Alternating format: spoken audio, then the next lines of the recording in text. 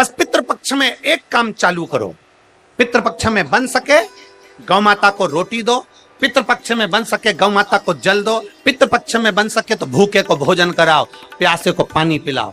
पितृपक्ष में बन सके, तुम्हें किसी ने कह दिया, कोई विद्वान ने तुम्हें बता दिया कि तुम्हारे पितृ दोष है, तुम्हारे घर में काल सर्प दोष है, तुम्हारे घर में ऐसा दोष है, तो एक काम चालू करो, 16 दिन श्राद्ध के एक चावल का दाना देवाधिदेव महादेव के शिवलिंग पर समर्पित करो, दूसरा चावल का दाना अशोक सुंदरी की जगह पर समर्पित करो, और एक लोटा जल पहले अशोक सुंदरी वाली जगह पर थोड़ा सा चढ़ाओ, उसके बाद शंकर भगवान को उस जल को अर्पित करो, अपना गोत्र बोलकर अपने पितरों का स्मरण कर कर आपका पितृदोष अपने आप शांत हो जाएगा, दोष मिट जाएगा,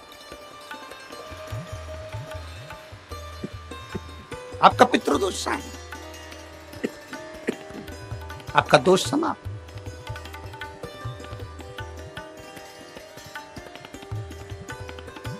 एक चावल का दाना शिवलिंग के ऊपर, एक चावल का दाना अशोक सुंदरी, और जल कहां चढ़ाना है पहले? जम के बोलो जरा, आवाज नहीं आई, जम के बोलो जरा, अशोक सुंदरी की जगह। और फिर जल कहां चढ़ाना है? शिवलिंग के ऊपर, शंकर बाबा को क्या बोलकर? अपना गोत्र। जिसको गोत्र नहीं मालूम उसको एक चीज मालूम होना चाहिए, शंकर का नाम। श्री शिवाय नमस्तुभ्यं, ओम नमः शिवाय, नमः शिवाय, गौरी शंकर, शिव का जल समर्पित। पितृपक्ष में आज कितनी प्रसन्नता है, कितनी प्रसन्न।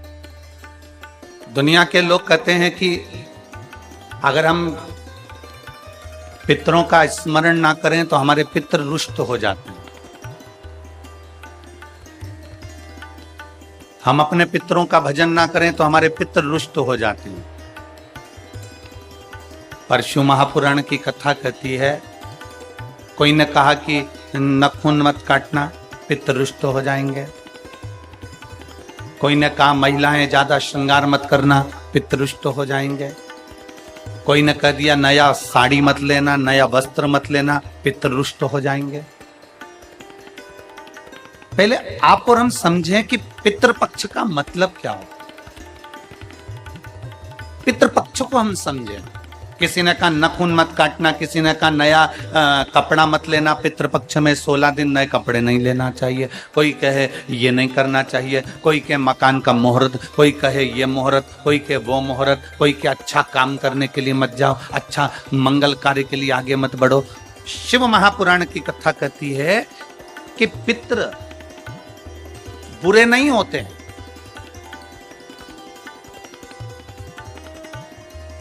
पितृ बुरे नहीं होते हैं। आज लोगों के मन में बड़ा भय हो जाता। व्हाट्सएप खोलो, फेसबुक खोलो तो ब्राह्मणों के लिए लोग कमेंट्स करना प्रारंभ कर देते हैं कि अब श्राद्ध पक्ष चालू हो गया, ब्राह्मण जीमने के लिए जाएंगे। कोई ब्राह्मण की तुलना कौवे से कर देता है, कोई कुछ कह देता है, कोई कुछ कह देता है। ना,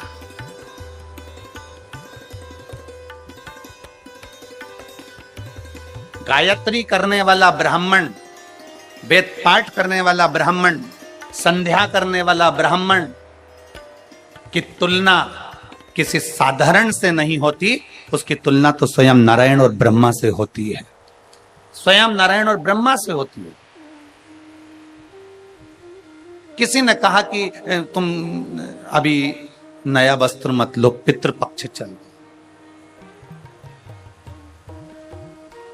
नया काम मत चालू करो, पितृपक्ष चल रहा है। श्राद्ध का मतलब क्या? श्राद्ध का मतलब है आपकी पूर्ण श्रद्धा, आपका पूर्ण विश्वास, आपका पूर्ण भरोसा।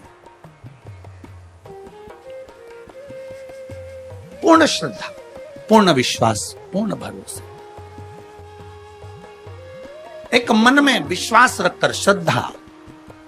श्राद्ध का मतलब पितर आपका बुरा करेंगे, यह श्राद्ध का मतलब नहीं है। पितर आपका बुरा करेंगे, यह श्राद्ध का मतलब नहीं है। पितृ आपको श्राप देंगे, ये श्राद्ध का मतलब नहीं है, ये पितृपक्ष का मतलब नहीं है। नया कपड़ा मत लो, ये मत करो, वो मत करो, मुहूर्त मत करो, नए मकान की बात मत करो, संबंध की बात मत करो, शादी की बात मत करो।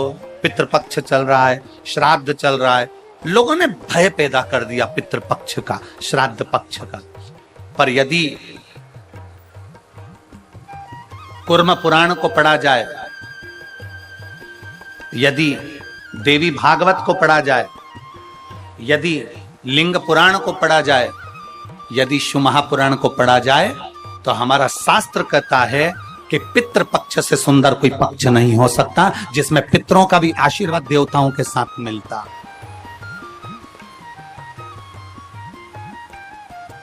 जिसमें देवता का तो आशीर्वाद मिलता ही है, पर देवताओं के साथ में पितरों का भी आशीर्वाद हमको प्राप्त होता है, पितरों का भी आशीर्वाद।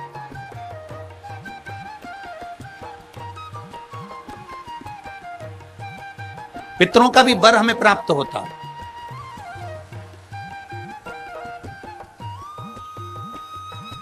पितरों का भी आशीर्वाद हमें प्राप्त होता है। तो कौन कह दे कि ये पितृपक्ष बेकार होता है, ये श्राद्ध पक्ष बेकार होता है? श्राद्ध पक्ष में ये मत करो, श्राद्ध पक्ष में वो मत करो, पितृपक्ष में ये ना ना ना। शिव महापुराण की कथा कहती है पितृपक्ष वो पक्ष है कि बाकी के समय में, बाकी के पक्षों में तो केवल देवता का आशीर्वाद मिलता है, पर श्राद्ध पक्ष में देवताओं के साथ में पितरों का भी आशीर्वाद प्राप्त होता है, हमारे पूर्वजों का आशीर्वाद प्राप्त होता है।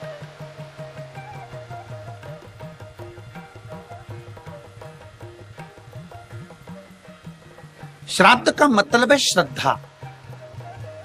आपकी श्रद्धा कितनी है?